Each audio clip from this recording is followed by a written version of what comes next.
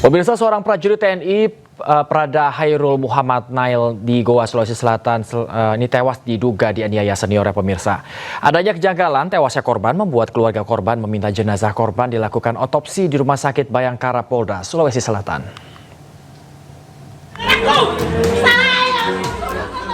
Terjadi lagi, kasus tewasnya prajurit TNI di Goa diduga akibat dianiaya senior. Prada Hairul Muhammad Nail, prajurit TNI Angkatan Darat, ditemukan tewas di Barak Batalion Yon Arhanud 4 AAY di Kabupaten Goa, Sulawesi Selatan.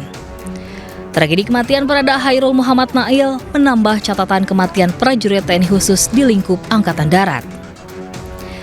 Korban diduga tewas akibat dianiaya seniornya di Barak Batalion Yon Arhanud 4 AAY di Kabupaten Goa pada 11 Oktober lalu. Sebelumnya korban sempat dibawa ke Rumah Sakit Umum Daerah Sheikh Yusuf, Kabupaten Goa. Namun pihak keluarga menemukan adanya kejanggalan atas kematian korban. Korban pun akhirnya dibawa ke Rumah Sakit Polri Bayangkara Makassar, Polda Sulawesi Selatan untuk dilakukan autopsi pada 11 Oktober 2025. Keluarga korban meminta adanya keterbukaan dari pihak Angkatan Darat, khususnya unit polisi militer yang menangani kasus tewasnya Prada Hairul Muhammad Nail. Kiranya pihak polisi militer, penyidik khususnya yang menangani kasus ini agar bisa memberikan secara komprehensif tentang atau terhadap hasil otopsi adik kami. Terkait dari otopsi yang ditemukan, apa saja yang ditemukan di dalam otopsi? Kami belum mendapatkan kejelasan, Pak, karena kami tadi sempat menanyakan tapi belum sempat bisa dipaparkan, Pak. Dan kami sangat berharap keras lagi, sekali lagi saya bilang, agar kiranya bisa dikomprehensifkan hasil otopsi adik kami. Dugaan penyiksaan terhadap Prada Hairul Muhammad Nail membuat Pomdam 14 Hasanuddin memeriksa 3 anggota TNI. Pomdam terus melakukan pengembangan penyelidikan apakah ada unsur pidana dari perbuatan ketiga pelaku.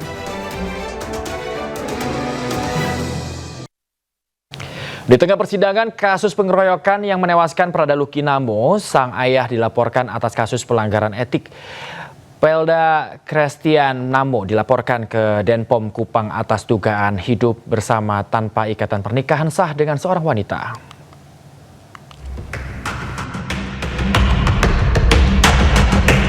Pelda Christian Namo, anggota Kodim 1627 Rotendao yang juga merupakan ayah almarhum Prada Luki, dilaporkan ke Denpom Kupang terkait dugaan pelanggaran disiplin militer.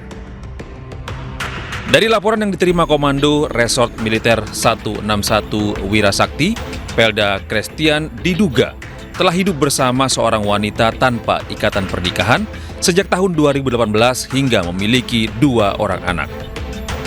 Berkaitan dengan laporan komandannya, yaitu Komandan Kodim Rotendao, bahwa yang bersangkutan diduga melanggar pasal 103 KUHPM, yaitu sengaja tidak mentaati perintah kedinasan sesuai dengan ST Panglima TNI nomor 398/2009 tentang larangan bagi seorang prajurit melakukan hubungan suami istri di luar pernikahan yang sah.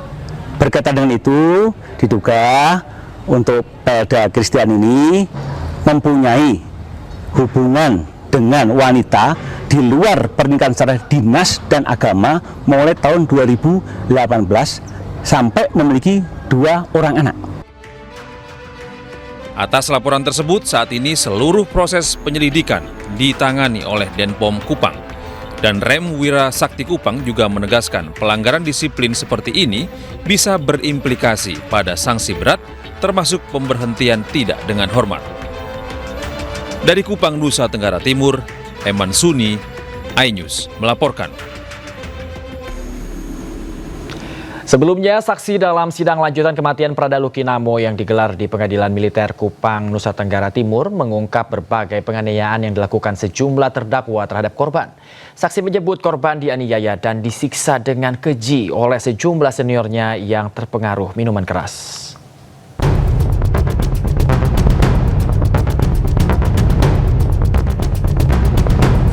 3 saksi dihadirkan secara langsung dalam sidang lanjutan kematian Prada Luki Namo yang digelar di Pengadilan Militer Kupang, Nusa Tenggara Timur.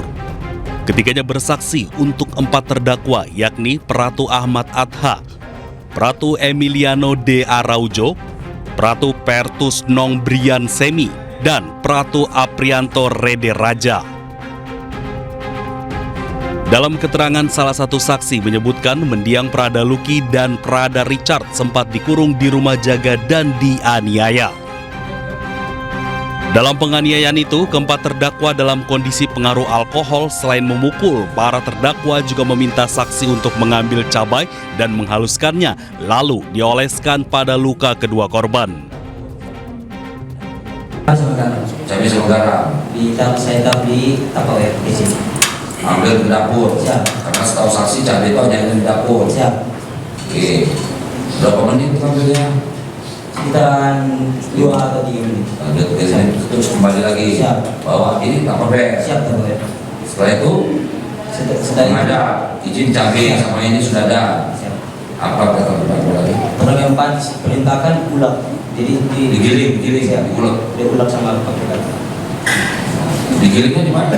Di lantai, karena ada. Di lantai itu, karena itu lantainya seperti ini ya, keramik ya, warna putih. Digiling, campur garam. Selain 3 saksi yang dihadirkan langsung di persidangan, 2 saksi lainnya dari tim dokter RSUD Airamo, yakni Dr. Kandida Bikinan Uga dan Dr. Gede Rastu Adu Maharta mengikuti secara daring. Saksi dokter mengungkap ditemukan adanya luka di sekujur tubuh Prada Luki Namo. Prada Luki Namo merupakan prajurit dari Yonif TP 834 Wakangamere yang meninggal dunia pada 6 Agustus lalu diduga akibat mengalami penganiayaan di dalam barak oleh para seniornya. Prada Luki sempat dirawat secara intensif di ICU RSUD Airamo Kabupaten Nagekeo sebelum akhirnya meninggal dunia. Sebanyak 22 senior dan atasan Prada Luki menjadi terdakwa dalam kasus ini. Dari Kupang, Nusa Tenggara Timur, Eman Suni, iNews melaporkan. Sementara itu, pemirsa, Kepala Staf TNI Angkatan Darat, Jenderal Maruli Simanjuntak angkat bicara terkait sidang lanjutan kasus pengeroyokan yang menyebabkan Prada Luki Namo tewas yang diduga dihajar oleh 22 orang seniornya. Kasat memastikan tidak ada intervensi dalam persidangan kasus tersebut. Jadi semua itu kan ada sidangnya, yang itu sidang juga tidak bisa kita intervensi. Ya, sidang itu bagaimana bukti-bukti, saksi-saksi, berarti dia harus bertanggung jawab. Kan ada prosedurnya kalau yang namanya menuntut, kalau dia tidak mendapatkan, tidak puas, ya dia banding, itu kan ada prosedurnya. Kalau yang ini juga tidak terima terlalu berat, ya dia banding. Itu memang hukum. Ya. Jadi kita juga nggak mungkin bisa ini suruh intervensi itu begini segala macam, nggak bisa.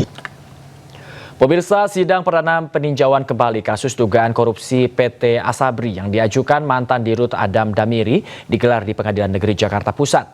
Tim kuasa hukum mengajukan 8 bukti baru yang diklaim dapat menguatkan kliennya tidak bersalah.